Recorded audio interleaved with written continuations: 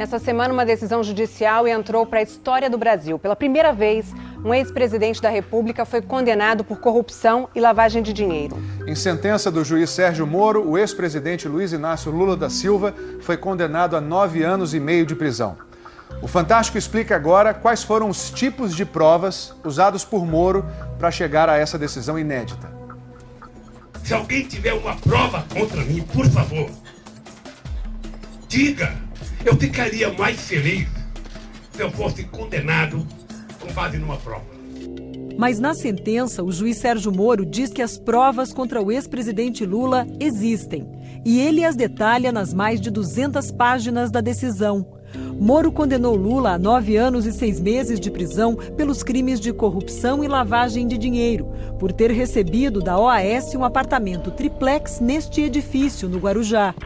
Os recursos para a compra e reforma do imóvel, segundo a sentença, vieram de propina de contratos firmados entre a Petrobras e a OAS.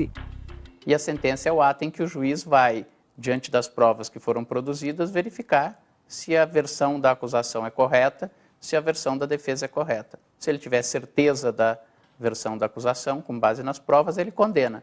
O que levou à condenação do presidente Lula nessa sentença foi um conjunto de elementos. O juiz Sérgio Moro usou 3 tipos de provas: documentais, testemunhais e periciais. Uma sentença que tem várias provas, pouco importando a natureza dessas provas, documentais, periciais, testemunhais, ela é uma sentença mais forte do que uma sentença que tenha uma única prova.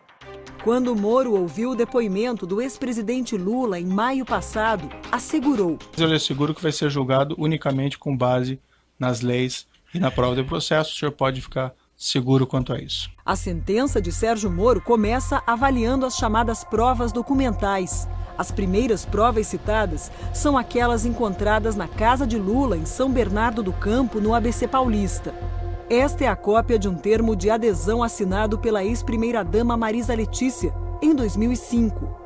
O documento mostra a intenção em comprar um apartamento neste prédio, no Guarujá, litoral de São Paulo. Marisa, que morreu em fevereiro passado, se interessou pela unidade número 141. O casal guardava em casa um segundo termo, sem assinatura. O papel indica o interesse também pelo apartamento número 174. O prédio estava sendo construído pela Bancop, a cooperativa habitacional dos bancários de São Paulo. E na sede da Bancop foi encontrada mais uma prova que está na sentença: uma ficha de inscrição para adquirir uma cota no prédio do Guarujá, com data de 2005, em nome da ex-primeira-dama Marisa. Existe uma rasura no campo onde aparece o número do apartamento em que Marisa e Lula estavam interessados. A Polícia Federal periciou o documento. Os peritos concluíram que a proposta originalmente foi preenchida com o número 174. 174 é a unidade que corresponde ao triplex, com 215 metros quadrados de frente para o mar nos últimos andares do edifício. O número foi rasurado para 141, um imóvel menor, de 85 metros quadrados nos fundos do prédio. Com base nas provas, Moro conclui na sentença: havia intenção oculta de aquisição do apartamento 174, ou seja, o triplex. Na decisão, o juiz Sérgio Moro afirma que as investigações mostraram que Lula e Marisa pagaram 50 das 70 prestações do apartamento mais simples, o 141, e que o casal parou de fazer os depósitos em 2009. Na mesma época, a cooperativa Bancop, que estava com dificuldades financeiras, entregou o prédio para a OAS. Com a mudança, a numeração dos apartamentos foi trocada. O 141, o imóvel menor, virou 131 e o 174, o triplex, virou 164A. Nessa mesma época, os cooperados com cota no prédio tiveram que tomar uma decisão. Ou ficariam com os apartamentos e pagariam o restante do que deviam à OAS, ou desistiriam dos imóveis e ganhariam o dinheiro de volta. Na decisão, Sérgio Moro diz que há prova documental de que Lula e Marisa não realizaram nenhuma opção, nem foram cobrados a fazê-la. E que, interrogado, Lula não deu explicações sobre esses fatos. Ele soma tudo isso com o fato de que ele diz que houve uma reforma personalíssima, uma reforma que mesmo funcionários da OAS disseram que é uma reforma absolutamente atípica para os padrões da construtora. O juiz Sérgio Moro enumera notas fiscais da reforma, todas emitidas para a OAS, para comprovar que a empresa pagou pelas obras. Moro conclui: os custos atingiram mais de R$1 milhão e incluíram a instalação de elevador privativo, cozinhas, armários, ampliação do deck da piscina e até eletrodomésticos. O juiz também usou como provas depoimentos de réus e testemunhas. Entre acusação e defesa, mais de 70 pessoas foram ouvidas por Moro neste processo. A engenheira da OAS, Marilza Marques, afirmou que esteve com dona Marisa Letícia no apartamento e que a ex-primeira-dama era tratada como dona do triplex. A senhora pode responder essa questão? Afinal, ele era tratada como uma adquirente potencial ou uma pessoa para a qual o imóvel já havia sido destinado?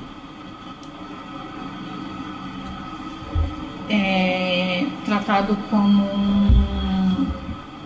se o imóvel já tivesse sido destinado. O principal depoimento é de um réu no processo, Léo Pinheiro, ex-presidente da OAS, que está preso. No interrogatório a Moro, Léo Pinheiro disse que o triplex sempre esteve reservado a Lula. Isso virou uma prova testemunhal. Nunca foi colocada à venda pela OAS. Desde lá de 2009. Desde 2009. Eu tinha uma orientação para não colocar à venda, que pertenceria à família do presidente. Léo Pinheiro disse também que foi o próprio ex-presidente que pediu para conhecer o imóvel. E ele disse: olha, eu gostaria de ir com minha esposa visitar o apartamento. Você pode designar alguém e tal? Eu disse: não, absolutamente, presidente, eu vou pessoalmente. Esta foto de 2014, revelada pelo Jornal Nacional, mostra Lula e Léo Pinheiro no triplex. Depois dessa visita, começou a reforma, que incluiu a instalação de um elevador e a construção de um deck com piscina. Outros dois ex-executivos da OAS, Paulo Gordilho e Roberto Ferreira, afirmaram ao juiz Moro que acompanharam a ex-primeira-dama e um dos filhos, Fábio, numa outra visita ao apartamento. Pediram para botar uma cobertura na churrasqueira, transformar a sauna, que eles não usavam, em depósito, pedindo para aumentar o deck, pedindo para botar um filme refletivo no vidro, que circundava a piscina lá em cima. Uma mensagem trocada entre Gordilho e Léo Pinheiro, obtida depois da apreensão do celular do ex-presidente da OAS, é outra prova documental citada na sentença. Nela, os ex-executivos discutem a reforma do sítio de Atibaia, mas também tratam do triplex, porque as cozinhas dos dois imóveis, pagas pela empreiteira, foram encomendadas à mesma empresa. O projeto da cozinha do chefe está pronto. Se marcar com a madame, pode ser a hora que quiser. Amanhã, às 19 horas, vou confirmar. Seria bom também ver se o de Guarujá está pronto.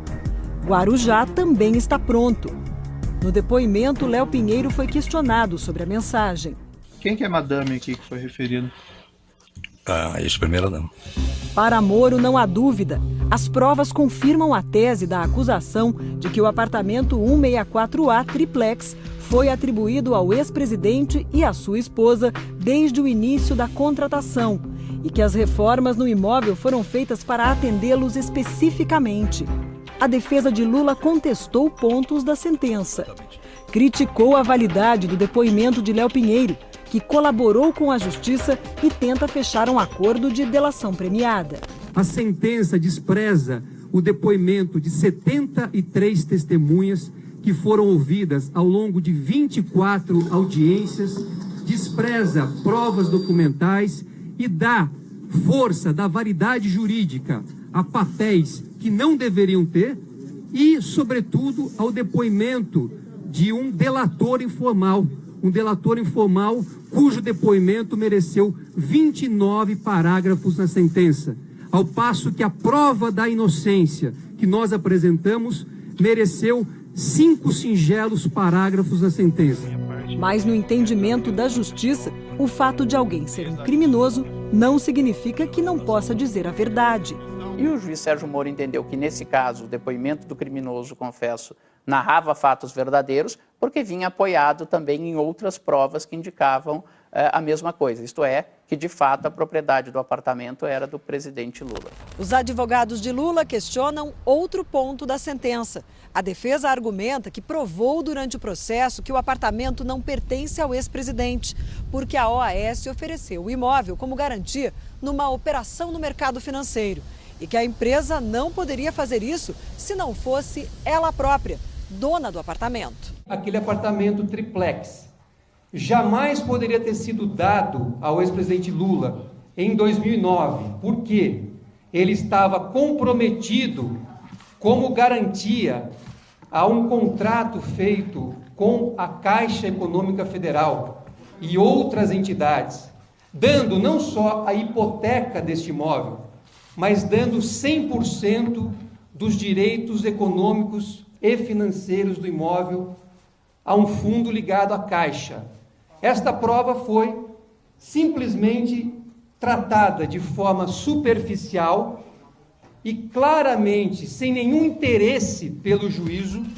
Veja o que diz a sentença sobre a hipoteca do triplex. Se trata aqui de uma operação normal de financiamento que captou recursos no mercado financeiro e oferecendo como garantia imóveis em construção. Essa é uma operação relativamente comum no mercado financeiro, até porque quando os apartamentos estão sendo construídos ainda, efetivamente nenhum comprador é proprietário do apartamento. O que se tem com variáveis negócios são compromissos de compra e venda, promessas de compra e venda, ou no caso de cooperativas, cotas da cooperativa que dão direito futuramente ao imóvel correspondente ao apartamento de número tal.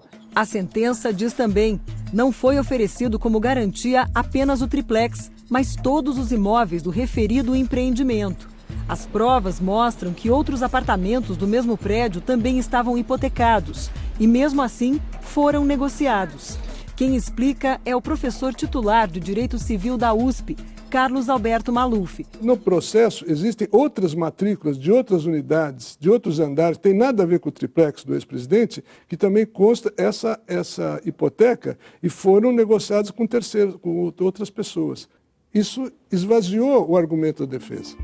Diante das provas, o juiz Sérgio Moro deu a sentença da condenação. Ele chega à conclusão de que está demonstrado, além de qualquer dúvida razoável, que o apartamento era de fato do presidente Lula. Na sexta-feira, a defesa do ex-presidente Lula apresentou um recurso contra a sentença do juiz Sérgio Moro. Os advogados questionaram 10 pontos da decisão e consideram que houve cerceamento da defesa, contradições, omissões e obscuridades, e que a pena foi desproporcional. O Ministério Público Federal afirmou que o recurso do ex-presidente Lula é um rito normal do processo. O juiz Sérgio Moro disse que irá se pronunciar nos autos.